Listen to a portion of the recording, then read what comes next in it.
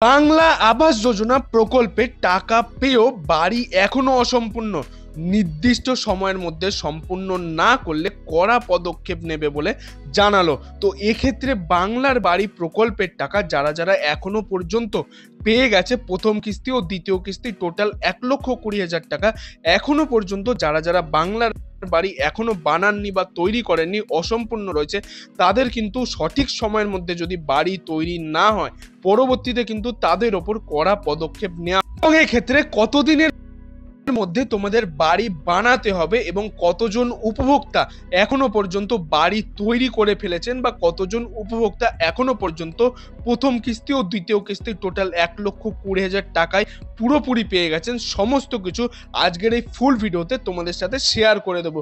তো ভিডিওটিকে অবশ্যই সম্পূর্ণ দেখার চেষ্টা করো।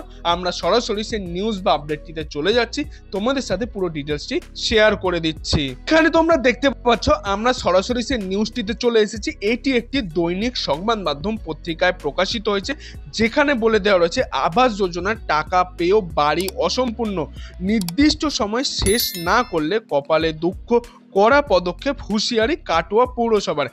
এক্ষেত্রে কিন্তু বলে দেওয়া রয়েছে যারা যারা আবাস প্রকল্পের টাকা পেয়েছেন এখনো পর্যন্ত বাড়ি তৈরি করেননি, তাদের কিন্তু পরবর্তীতে কড়া পদক্ষেপ নেওয়া হতে পারে।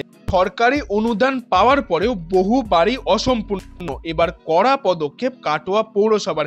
এক্ষেত্রে কিন্তু এটা কাটোয়া পৌরসভার ক্ষেত্রে বলে দেওয়া রয়েছে, কিন্তু তোমরা এক্ষেত্রে সবাই দেখে নাও যে বাংলার বাড়ি প্রকল্পের টাকা পেয়েও যারা যারা বাড়ি বানাবেন না বা অসম্পূর্ণভাবে ফেলে রাখবেন তাদেরকে কিন্তু কড়া পদক্ষেপ নেওয়া হবে। এবং এই বাড়ির টাকা পেয়ে তোমাদের কিন্তু বাড়ি বানাতেই হবে, তোমরা কিন্তু এই টাকা অন্য কোনো কাজের ক্ষেত্রে ব্যবহার করতে পারবে না। যারা যারা প্রথম কিস্তি দ্বিতীয় কিস্তি দুটোই পেয়ে গেছেন 1,20,000 টাকা, তাদেরকে কিন্তু পুরো বাড়ি তৈরি করে সম্পূর্ণ কাজ কিন্তু কমপ্লিট করতে হবে।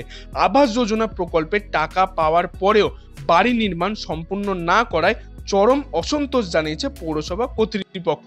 সরকারি অনুদান হাতে এলেও বহু উপভোক্তা বাড়ি বানানোর কাজ মাঝপথে ফেলে রেখেছেন বলে অভিযোগ উঠেছে। চিঠি দিয়ে এবং মিটিং ডেকে নির্দিষ্ট সময়ের মধ্যে বাড়ি সম্পূর্ণ করার জন্য বলা হবে, তারপরেও যদি না হয় তাহলে আইনানুগ ব্যবস্থা নেওয়া হবে। প্রথমে মিটিং করে বা চিঠি দিয়ে তাদেরকে কিন্তু বাড়ি বাড়ি গিয়ে বলে দেওয়া হবে যে যাতে তারা তাড়াতাড়ি এই বাড়ি তৈরির কাজটা সম্পূর্ণ করে, নালে কিন্তু পরবর্তীতে কড়া পদক্ষেপ নিতে পারে।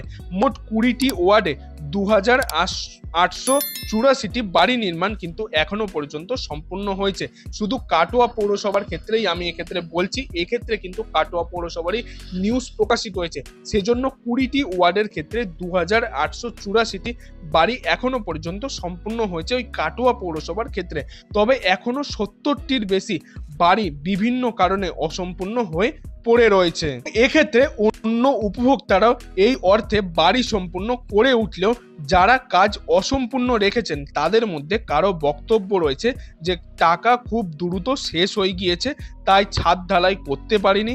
কেউ আবার দোষ দিয়েছেন শ্রমিকদের, কেউ কাজ করার পরেও রাজ্য ছাড়ার কারণ দেখাচ্ছেন। মানে প্রচুর মানুষের অনেক অভিযোগ তারা জানিয়েছে, এই সমস্ত এক্সকিউজগুলো বা অভিযোগগুলো তারা জানাচ্ছে যে তারা টাকা খুব তাড়াতাড়ি শেষ হয়ে গেছে বা ছাদ ঢালাই করে উঠতে পারেনি, সেগুলো কিন্তু সরকারের পক্ষ থেকে বা প্রশাসনের পক্ষ থেকে শুনবে না। টাকা যারা যারা পুরো পেয়েছেন 12 লক্ষ উপভোক্তাকে প্রথম কিস্তি দ্বিতীয় কিস্তি পুরোপুরি যাদের দেওয়া হয়ে গেছে, যারা পেয়ে গেছে, তাদেরকে কিন্তু বাড়ি সঠিক সময়ের মধ্যে বানিয়ে ফেলতে হবে।